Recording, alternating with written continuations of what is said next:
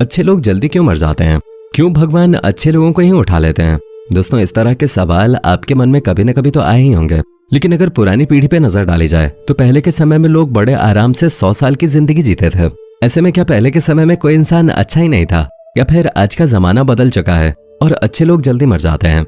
और जल्दी से हमारा मतलब 60-70 साल नहीं है, बल्कि 30 से 40 साल की उम्र में ही लोग दुनिया को छोड़ के जा रहे हैं। तो फिर इसके पीछे क्या वजह है और क्यों ये कहा जाता है कि भगवान अच्छे लोगों को जल्दी अपने पास बुला लेते हैं? क्या इसमें कोई सत्य है या ये बात केवल कहावत तक ही सीमित है?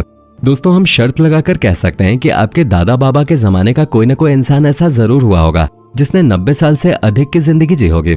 लेकिन अब अगर ये चीज कही जाए तो इसका संभव होना बहुत मुश्किल है, क्योंकि लोग सोचते हैं कि ज्यादा से ज्यादा 60-70 साल की जिंदगी मिल जाए वही बहुत है। और जो लोग अच्छे होते हैं और अच्छे कर्म करते हैं वो तो इस संसार को छोड़कर बहुत ही कम आयु में परम लोक को चले जाते हैं। और आप लोगों ने भी इस चीज को अक्सर सुना होगा कि वो आदमी कितना भला था, भगवान ने उसे अपने घर जल्दी बुला लिया।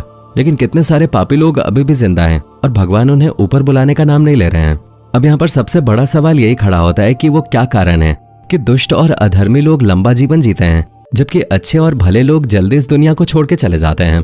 दोस्तों, हमारे पुराने ग्रंथों जैसे कि गरुड़ पुराण की माने तो किसी भी इंसान के जन्म के पहले ही यह निर्धारित हो जाता है कि उसका जन्म कब होगा, कहाँ होगा, वो किस माता पिता की संतान बनेगा, किस कन्या से उसका विवाह होगा तथा उसकी मृत्यु कब, कैसे और कहाँ होगी। यानी कि आपकी पूरी जिंदगी का लेखा जोखा पहले से ही तय होता है। लेकिन इसका मतलब ये नहीं है कि आपके साथ सब कुछ गलत ही होगा। इंसान की नियति भले ही पहले से लिखी हो, लेकिन उसके कर्म उसकी नियति को बदल सकते हैं। खैर, ये कर्म और नियति का खेल तो चलता ही रहेगा, लेकिन एक चीज है जो कभी नहीं बदलेगी, वो ये कि जो कोई भी इस दुनिया में आया है उसका अंत होना निश्चित है, फिर चाहे वो कोई भी क्यों ना हो। और आपने ये चीज देखी और सुनी भी होगी कि कई सारे महान व्यक्ति इस दुनिया में आए हैं जिन्होंने बहुत कम आयु में ही अपने अच्छे कर्मों के द्वारा समस्त संसार में प्रसिद्धि पाई और कम उम्र में ही संसार से विदा ले लिया। इस तरह आपके और हमारे कई सारे ऐसे परिजन रहे होंगे जो बहुत भले इंसान थे और उन्होंने अपने पूरे जीवन में कभी किसी का बुरा नहीं किया, किसी को परेशान नहीं किया, लेकिन फिर भी ईश्वर ने उन्हें अपने पास बुला लिया, जबकि उन्हें अपने अच्छे कर्मों के फलस्वरूप इस दुनिया में अधिक जीवन जीना चाहिए और एक बेहतर जिंदगी मिलनी चाहिए थी। लेकिन ऐसा नहीं हुआ और ईश्वर ने उन्हें धरती लोक से परलोक बुला लिया। आप लोगों ने पुरानी कथाओं में बात जरूर सुनी होगी, जब कोई ऋषि मुनि किसी देवता या अप्सरा पर क्रोधित हो जाते थे तो उस देवता या अप्सरा को दंड स्वरूप मृत्यु लोक अर्थात पृथ्वी लोक पर जन्म लेने के लिए भेज दिया जाता था और कई वर्षों तक इसी लोक में उनका पश्चाताप होता था, जिसका सीधा सा मतलब यह है कि पृथ्वी लोक देवताओं और अप्सराओं के लिए कोई अच्छी जगह नहीं है, बल्कि एक ऐसी भयानक जगह है जहाँ केवल उन्हें दंड भोगने के लिए भेजा जाता था। श्राप मिलने पर वो गिड़गिड़ाकर ये प्रार्थना करते थे कि मुझसे भूल हो गई है, कृपया मुझे माफ कर दीजिए और मुझे श्राप से निकलने का उपाय बता दीजिए, क्योंकि पृथ्वी लोक पर जिंदगी जीना नर्क के बराबर है। हालांकि दोस्तों, इसके अलावा पृथ्वी लोक का दूसरा पहलू ये भी है कि यहाँ पर कई देवताओं ने अवतार लिए हैं और दुष्टों और पापियों का विनाश करके सज्जनों का कल्याण भी किया है।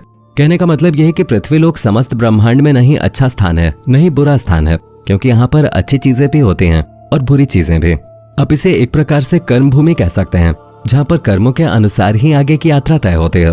परंतु मृत्यु लोक पर जब इंसान जन्म लेता है तो उसे इस लोक की मोहमाया अपनी ओर आकर्षित कर लेती है, जिसकी वजह से देवताओं को भले ही ये पृथ्वी लोक खराब लगे, लेकिन जो लोग पृथ्वी लोक में जन्म लेकर आते हैं उनके लिए बहुत ही ज्यादा प्रिय हो जाता है, क्योंकि हमें इस लोक में रहने वाले दूसरे इंसानों से प्रेम तथा मोह हो जाता है।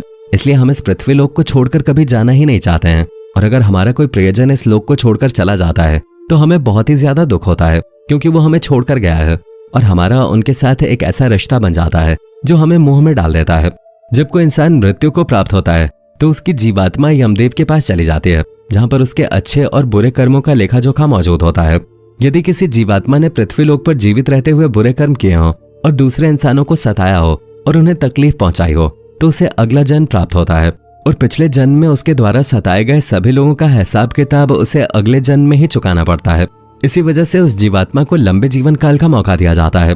यदि किसी जीवात्मा ने पिछले जन्म में अच्छे कर्म किए होते हैं तथा कुछ बुरे कर्म किसी कारणवश उसके हाथों से हो जाते हैं तो ऐसे जीवन काल में उन्हीं बुरे कर्मों का हिसाब छुपाने के लिए उसे कम सांसें प्रदान की जाती हैं, ताकि छोटा जीवन जीकर वो अपने कर्मों का हिसाब पूरा कर ले और पृथ्वी लोक को छोड़कर मोक्ष को प्राप्त हो जाए।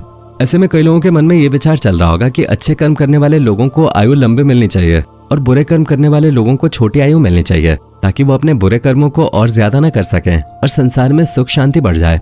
पर दोस्तों, कोई कुछ भी कहे, परमात्मा ने संसार को चलाने के लिए जो भी नियम या व्यवस्था बनाई है वो अति उत्तम व्यवस्था है, क्योंकि इस मृत्यु लोक पर जीवन बिताना जीवात्मा का परम लक्ष्य नहीं है, जीवात्मा का परम लक्ष्य तो पवित्र बनकर मोक्ष प्राप्त करना है।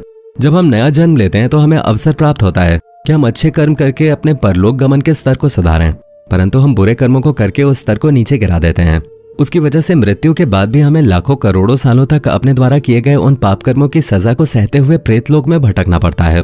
पुराणों में यह साफ साफ बताया गया है कि जीवात्मा को 84 लाख योनियों में जन्म लेकर मृत्यु के लिए मृत्युलोक के चक्कर लगाने पड़ते हैं, तब जाकर उसे मोक्ष की प्राप्ति होती है।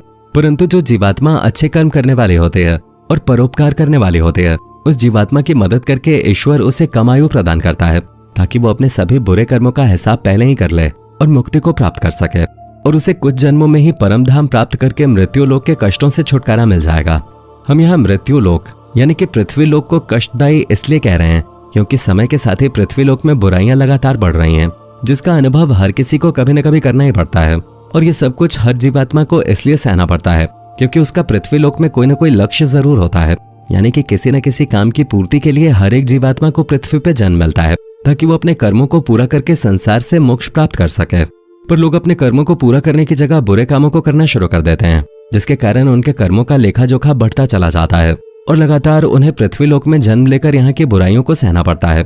और ये बात तो जग जाहिर है कि जैसे जैसे समय बीतता जा रहा है वैसे वैसे पृथ्वी पर बुराइयां बढ़ती जा रही हैं, इसलिए हर जीवात्मा दूषित होती चली जा रही है, जबकि उसका काम अपनी आत्मा को पवित्र करके संसार से मुक्ति प्राप्त करना है। पर कुछ जीवात्माएं ऐसी भी होती हैं जो अपने सभी पुराने कर्मों का हिसाब किताब कर लेती हैं, और जब उनका कर्म पूरा हो जाता है तो ईश्वर उन्हें अपने पास बुला लेते हैं, क्योंकि उनके पास पृथ्वी लोक पे करने के लिए कुछ बचा नहीं होता है। उनके सभी कर्तव्य पूरे हो चुके होते हैं। और अगर आप ये सोच रहे हैं कि उनका अपने बच्चों या परिवार वालों के प्रति कर्तव्य है, तो आध्यात्मिक तौर पर इसकी कोई भी मान्यता नहीं है। ये सब कुछ मोह माया का हिस्सा है। हर एक जीवात्मा का कर्म उसके साथ लिखा होता है, इसे पूरा करने के बाद उसका किसी से कोई रिश्ता नहीं बचता। लेकिन दोस्तों, उसका ये भी मतलब नहीं है कि जो लोग लंबा जीवन जीते हैं उन्होंने बुरे कर्म ही किए हैं। यदि वो अभी तक जीवित हैं तो इसका ये मतलब भी हो सकता है कि उनके जीवन का उद्देश्य पूरा नहीं हुआ, जिसे करने के लिए उनका जीवन अभी बचा हुआ है। और जब तक उनके जीवन का उद्देश्य पूरा नहीं होता है तब तक वो पृथ्वी लोक पे ही अपना जीवन गुजारते हैं।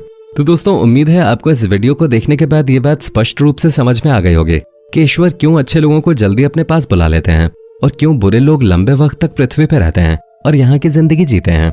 अब आपका इस बारे में क्या कहना है? अपनी राय हमें कमेंट में जरूर बताएं और इसी तरह के वीडियोस को देखते रहने के लिए चैनल को लाइक, शेयर और सब्सक्राइब करना ना भूलें। धन्यवाद।